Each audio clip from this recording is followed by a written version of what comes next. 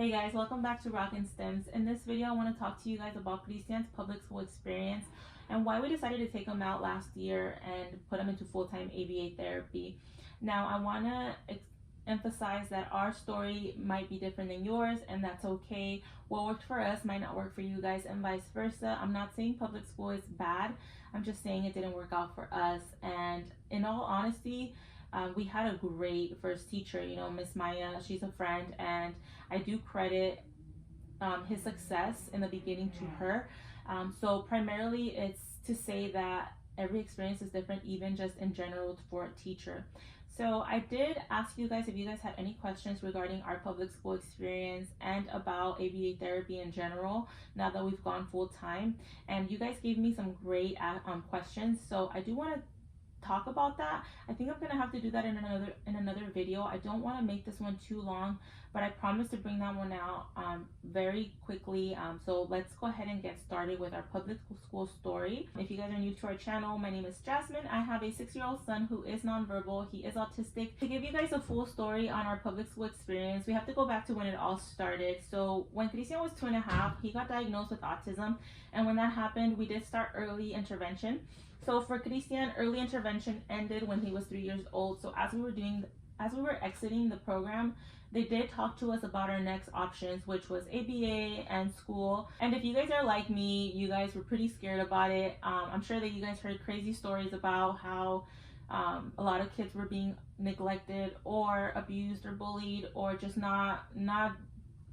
they weren't getting what they were needing. So I also heard a lot of bad stories about the Nevada public school system and about the special ed program, and there was a lot of scary stories out there about children missing or getting the wrong bus. All those scary stories. When I heard all of that, I was like, no way, I don't want to put him into public school. But with the way that they were talking to my husband and I, my husband was really like, come on, let's try. We have to give it a try. We won't know unless we try. But Christian is nonverbal. Like I said, he has no way to communicate his needs. At that moment, he was barely pointing and gesturing. It's hard for him. So I felt like, how am I going to leave my son with a complete stranger? And even with my daughter, I felt like very stressed when she started kindergarten. So imagine that, but like 10 times more, because my son has special needs. So it made me even more anxious. So after discussing with Hugo the pros and cons, he did convince me to at least try it, but I definitely said no to the bus, because at that time I was a stay-at-home mom, so there was no reason why I wouldn't take him to school. So I said yes to public school, but on the condition that if I felt any way about the teacher, if I felt like they were not doing their best, or he was being neglected or bullied, or God forbid worse, I could pull him out at any moment. He was like, yeah, we can definitely pull him out if we don't feel okay with the situation. So when we decided to do that, like I said, we had to do an evaluation to confirm his autism diagnosis through the public school system. And they did a whole thing where he tested for like the speech and the sight, pretty much another diagnosis. And of course, he qualified for the program. We sat down and we did the first IEP, which of course I wasn't aware of what we needed to know at that moment. So I was just like yes to anything they provided. I did have the early intervention specialist there with us, but I mean, there was only so much that she could do. She wasn't a BCBA, she was just kind of like his tech at that time. So once we got the school information and his IEP done, I was still extremely nervous. I wasn't sure what to expect. I wasn't sure what was going to happen. I wasn't even sure how Christian was going to react to like just me leaving him in a new environment. I was freaking out for sure. Are you ready, Christian? You ready for school? You're such a big boy. You're gonna have a good day, Christian. You're gonna have such a good day with your teacher and your buddies. Oh my goodness, such a big boy. You ready? Vámonos.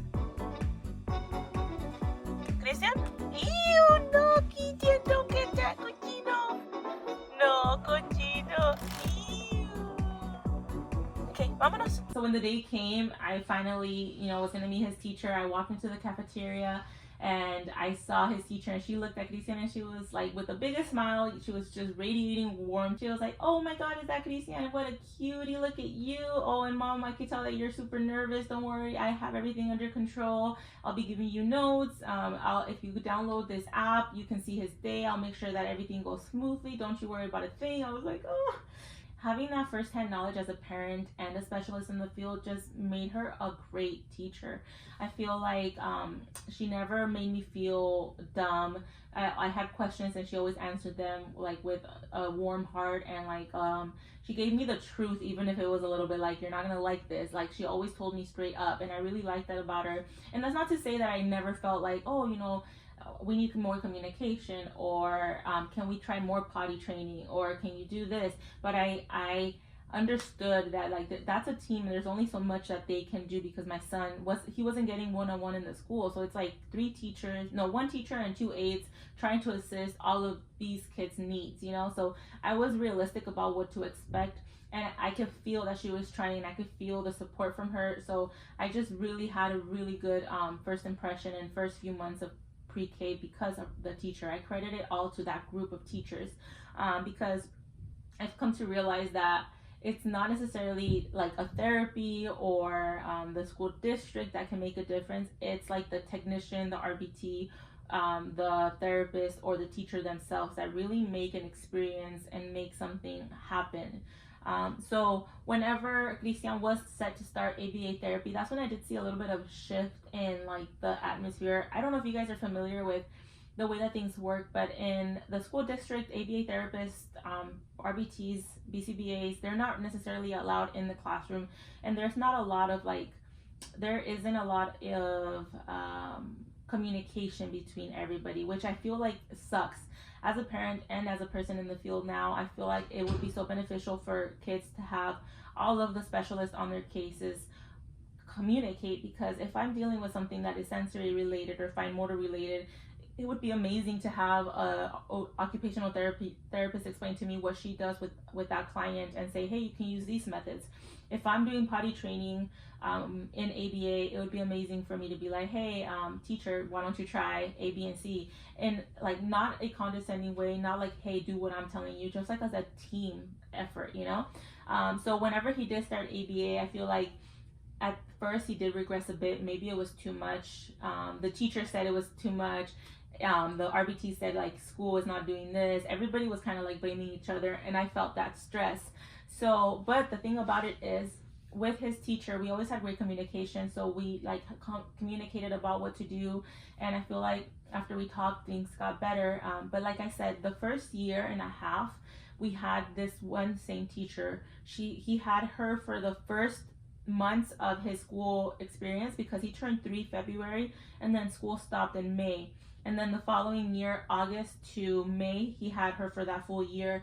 And those years were amazing. If you guys go back to our old vlogs, you'll see our school vlogs. You'll see, like, because I can't remember everything right now, but you'll see the experiences of like great moments, and you'll experience like the frustration that we had sometimes.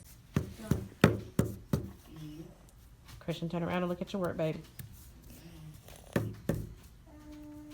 That's it. I'm so proud.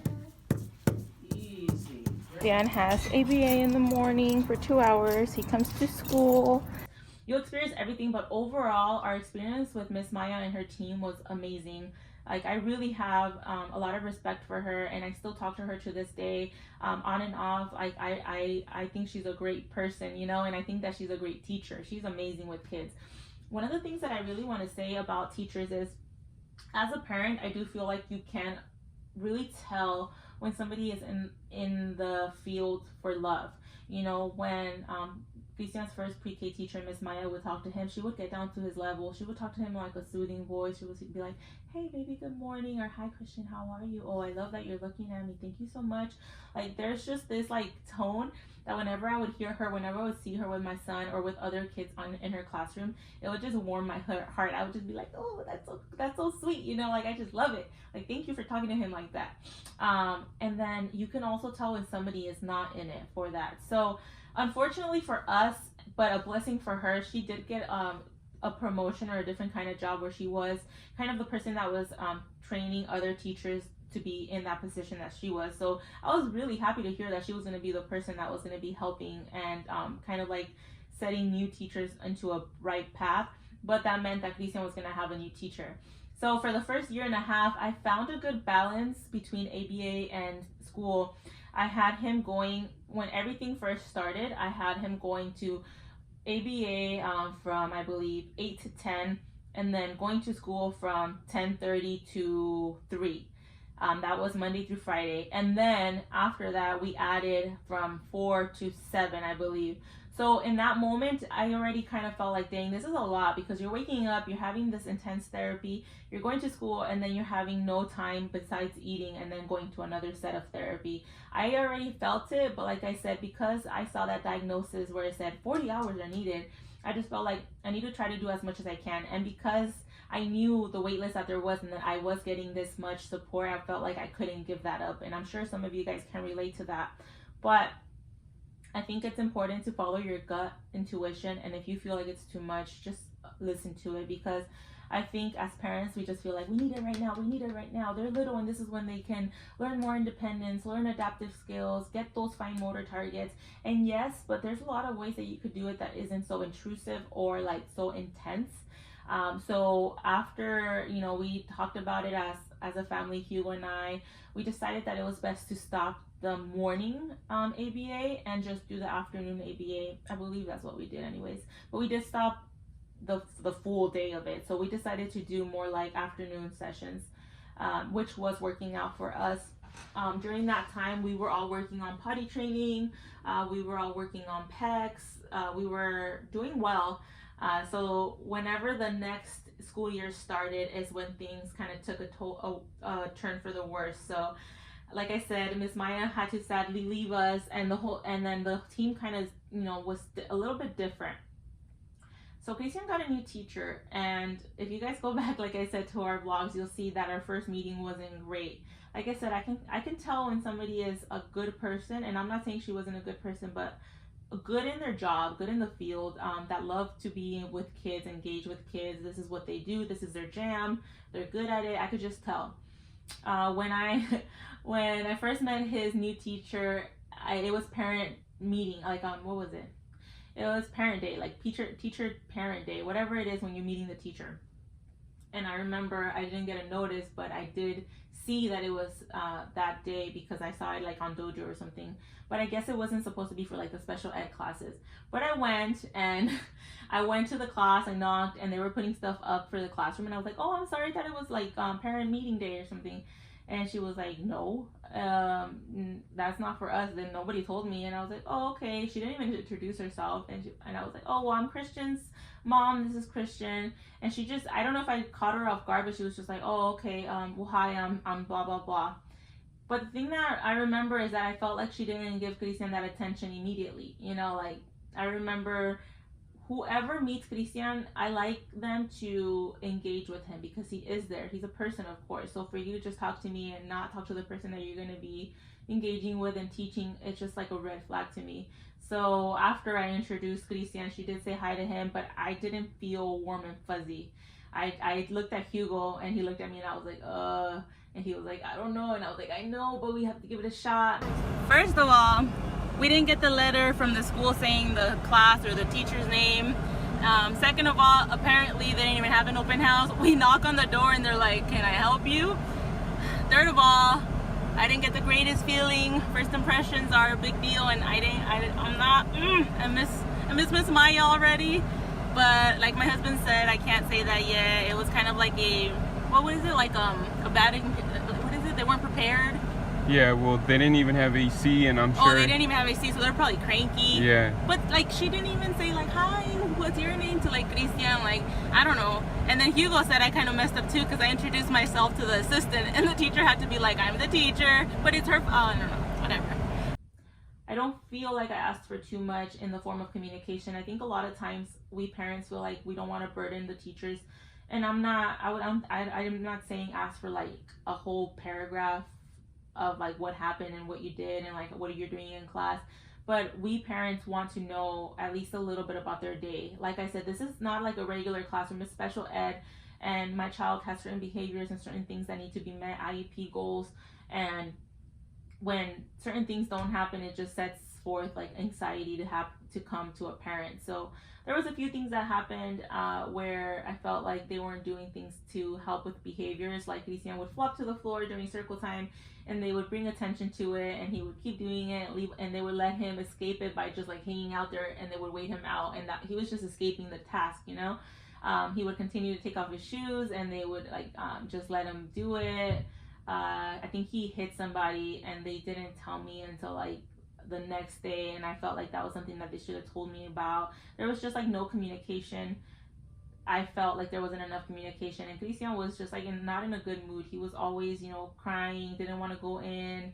He just didn't like it, you know, I could tell. So after a few times of me discussing, you know, like, hey, I really need communication and it not happening, I went ahead and talked to the people that I needed to talk to try to get a transfer to a different school. And after they told me to talk to the principal, I went to him and I told them, hey, A, B, and C happened and I'm not cool with that. And they asked me to have a meeting with the teacher, and I was like, oh, I don't like confrontations. But I did, and I felt like things weren't gonna change. She just had this way of like, the way that she was kind of stubborn and set in her ways, and I just didn't feel like it was a battle that I wanted to fight. I felt like if I could try to find a different school for him that could be helpful instead of just trying to fight with this person, then I should just try to do that. So I was trying to find a specific school, like, but obviously you can't shop around for school. So I was praying that this would be a good school. I met his teacher because I went early. I wanted to have a meeting with her, but she wasn't available before he started school. So I went a little bit early to have a meeting with this teacher before I gave her my son. You know, like, I just don't find it okay to not meet and discuss things with the teacher before I leave my son with this person. You know, like, I know it's a teacher, but still, I want to introduce myself. I want to see the person that I'm going to leave my son with. Like, just the way that Miss Maya called and the way that she tried to set me at ease, like, that was a completely one-off with every other teacher that I had met that were trying to teach my son, you know? So I remember when she came out of the office of the new school, I was super nervous, and as soon as I saw her, I gave her a smile, and I was trying to introduce myself, and she was like, just to let you know, I don't have a lot of time. And I was like, oh my god. My heart was like, this is not good, this is not good. And I was like, oh, that's okay. I just wanted to introduce myself. My name is Jasmine, this is Christian. She didn't even like say anything to Christian. He's like, okay, well, I'm blah blah blah, and I'm gonna be teaching him the line forms over there, and I'll meet you guys in like 5 minutes. I was like, dang. The thing that pisses me off the most about somebody is to not say hi to my son. Like, why can't you get on their level and say hi? Why can't you say, I'm gonna be your new teacher, just to set them at ease? Like, why is that so hard? Like, you're gonna be with this person. Like, don't you feel like you should introduce yourself? So I didn't feel good, like, from the get-go, but I was like, once again, give it a shot, give it a shot. It's not like I could be like, no, she gave me a bad vibe, like, I can't leave my son here, you know? So, to keep this story short, I felt like, specifically with this teacher, his IEP wasn't being implemented. The things that were needing to be tracked weren't being tracked. The behaviors were escalating. I don't feel like they were working on the potty training, and I do understand that it's not one-on-one support for him. It's and then I remember that I asked them to get some kind of like ABA training if they needed it for Christian because of the behaviors, and the school district does offer ABA support, so they could take like classes or whatever. And the ABA support team did go to the class, and they were, you know, like, I guess trying to teach him certain things. I remember I specified that I needed communication from her, and it was on the IEP that we needed to keep a journal and like communicate like that at least once a week. I wasn't getting that. We needed to keep track of the times that he was eloping. She wasn't doing that. The thing that is something that parents need to remember is if it is written on the IEP, it needs to be implemented. So if you're not getting data on this that is supposed to be taken, and we have this IEP and I say, where's the data? That is on them. They need to have that data. So I had multiple meetings with this teacher. Her energy I wasn't happy with the energy. I feel like for working with kids, you need to have that good energy, that like teachable energy. Like, if you try to teach my son something in like a frustrated and tired vibe, he's not gonna, you know, like, kids pick up on that. So not having the documentation that was needed, not doing the behavior plan that was that's supposed to be implemented, not doing all the things that were needed communication wise, and all of the above was just not sitting right with me. So we had a whole battle, and if you guys want more of the specifics on those IEPs that kind of set the path towards stopping Christian from going to school, I do have those 2 videos, and I'll link all of this down below and on the iCard. But I remember I felt so flustered that I asked my son's BCBA to come in and help us to get this IEP the way it needed to be, because I forgot to say the most important thing. The thing that really triggered the IEP battle was that they were trying to take away speech, because they said that they couldn't keep Christian to sit still, that he had too many behaviors pretty much to benefit from speech, and that the teacher couldn't focus on him and teach him what he needed to be teach. So she was saying that he was unteachable pretty much, and I asked her if she could change the way she was teaching to accommodate to what he needed, and she was saying that she had 5 other kids that she could better help. Just dropped Christian off. I spoke to his teacher. I really don't want to come out as pushy to her. I don't want to feel like that mom that's like rah, rah, rah, rah. Because I respect the teacher and I like her. She seems nice and she wants to learn. She keeps saying she wants to learn. She has trainings and things like that. But I just told her that the behaviors are out of control. That yes, he always has behaviors, but they're like increased big time. So I asked her to once again, let me know what's going on, whether it's a note or through the dojo, which is a class app, to just keep me updated. Let me know what was done. The main thing is he's throwing himself on the floor and just like laying there like I'm done. I always just tap him on the shoulder, or like kind of do like a one hand under his armpit and be like, you gotta get up, stand up, and then after a little while he'll get up. What she said she does is, if it's like circle time, for example, when he threw himself back and just laid down, she tells the class, oh, is that a good behavior? Is that cool? Not cool? And they answer, and then she tells them, you gotta sit up, you gotta stand up, and then they'll kind of like go on with their circle time for a little bit and then look back and like, oh, Christian, you're still not up, you gotta stand up. He had to stop a certain set of behaviors to be able to be taught by her. The thing that I didn't like was, like, once you cut speech, it's very hard to get, and of course Christian needed speech at that time, and this teacher was coming into the room anyways to teach these 5 kids, so why couldn't Christian be there and just like do certain things with them but not cut the speech? Like, that was the thing that was setting me off. So once I did that and the teachers were like set on their way, I refused to sign the IEP, and I got one more meeting, and I was gonna get an advocate to assist with that meeting because they were adamant about cutting that.